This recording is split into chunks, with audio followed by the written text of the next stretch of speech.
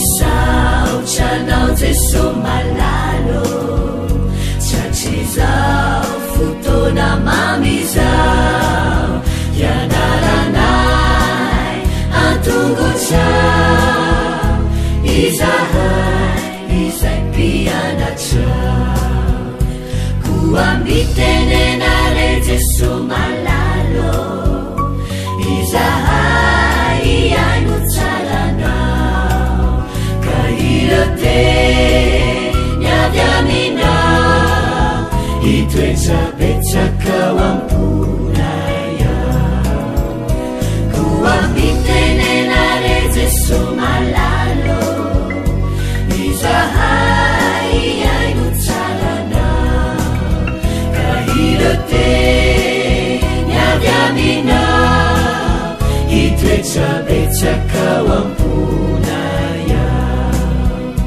irote niavy aminao itoetsapetsakao amponaya.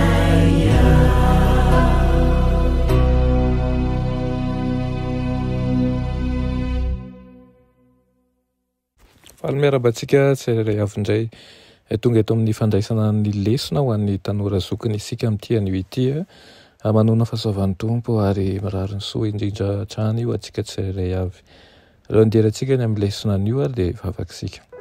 Ny Tompoandriamanitra io mbola mankasitraka hatrany ny fitantananao izahay. Misaotra anao satria raha mbola eto izay ankehitriny dia noho ny fitantananao sy ny fitarihanao irery ihany. Misaotra reo satria Andriamanitra izay tsy mba mandaho ianao, tsy mba mandainga ihany koa kahaka ny olombelona, tsy mba mamitaka fa manatanteraka ny sitraponao aminay. Andray ny teny avy aminao izahay dia metezenao hanavaonay mandrakariva aminaran'i Jesosy. Amen. Lohateny lesonantsika androany dia manao hoe zon'ny olom-pirenena. Ny fahatakarana ny tombontsoa sy ny fiarovana nomeny zoom-pirenena Romanina dia manampy amin'ny fanazavana ny antony izay nitarainan'i Paoly tany amin'ny Kaisara tamin'ny fitsarana azy teo anatrehan'i Festosy. Soa ihany i Paoly fa teraka olom-pirenena Romanina fa niasa ny olona hafa kosa izany dia tena nandoha vola be mba azahoana ny zoa sy ny fiarovana ary ny tombontsoa izay nomena ny olom-pirenena Romanina tamin'izany fotoana izany. Nilaza i Paoly fa imbetsaka ny zo nomena azy nandritra ny fitsarana azy. Ny asan'ny apôstôly no voalohany mirakitra an'izany nitranga tao an-tanànan'ny Filipi izay nanorenany ny fiangonan'ny kristianina voalohany tany Eropa. Ny toko 212 dia mitantara ny fomba nikapohana mafy an'i Paoly sy Silasy, ny samborana azy dia nogadraina tao amin'ny fonja ary nogadraina ny sedraina tao amin'ny kitrokela nampidiana tany am-ponja tao aorianan'ny fanompoan'izy ireo izay nandrahona ny fidiram-bolan'ireo tompon'andevo izay mpanan-karena teo an-toerana. Zava-dehibe ny manamarika fa na dia nitaky ny zoom-pirenena izay Paoly indray dia tsy nifantoka velively tamin'ny zony manokana izy. Mampiseho an'izany toetra izany koa ny zava-nitranga tany Filipi satria tsy nitaky ny zony avy hatrany izy rehefa nisamborina na nikapohana ampahibe maso talohan'ny fitsarana azy. Fa nitsakitsahana mafy an'ireo zo ireo no hitany. Nakany amin'ny efitra figadrana kosa izy, nihirahira nandritra ny alina ary nisafidy ny hijanona mihitsy satria rehefa nisy horohorontany nanokatra tamin'ny fomba mahagaga ny varavaran'ny fonja.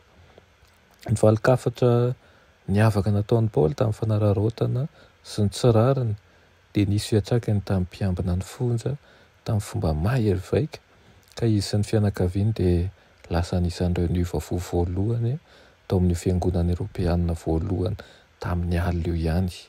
Tsy midika izany fa tsy te hanohitra ny manam-pahefana i Paoly rehefa mitaky an'izany toe-javatra izany.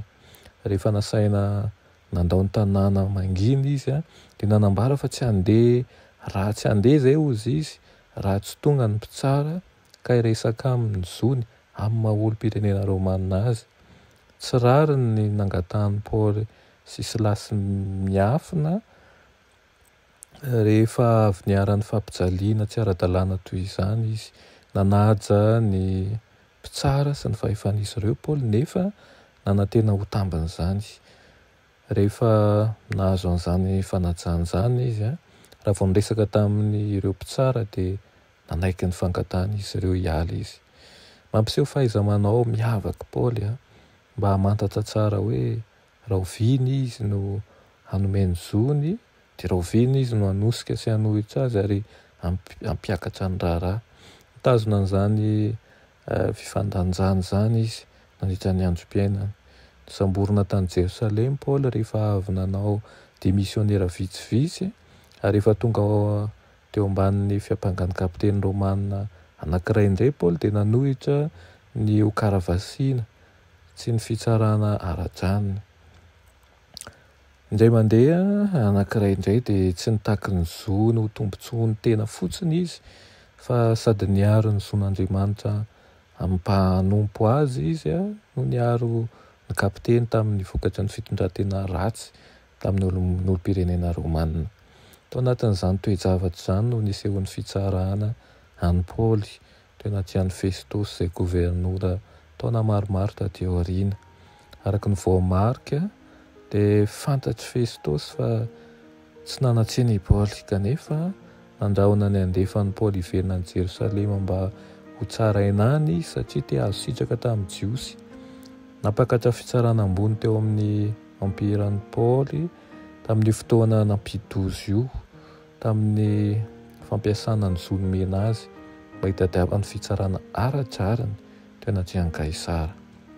Sahala amin'ny niakaran'ny raharahany Paoly tany amin'ny fitsarana avo indrindra tany Roma, vahoaka an'Andriamanitra dia hiatrika fitsapana mitovy amin'izany ihany koa mandritra ny ady farany eo amin'ny ady izay fanandraina ny tsara sy ny ratsy.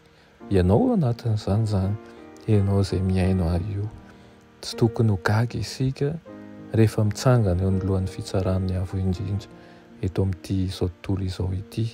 Ianao izay mpino mahatoky mijoroa manjakariva hatramin'ny farany. Amen. Raha ny malala tsara indrindra mbola misaotra anao izay ny amin'izany teninao izany.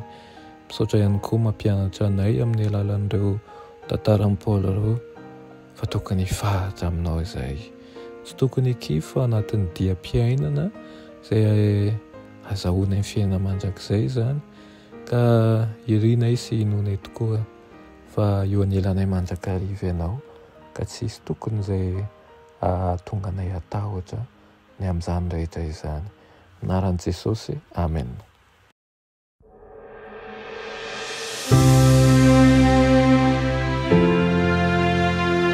Mianatra eo an-tongotry Jesosy isan'andro.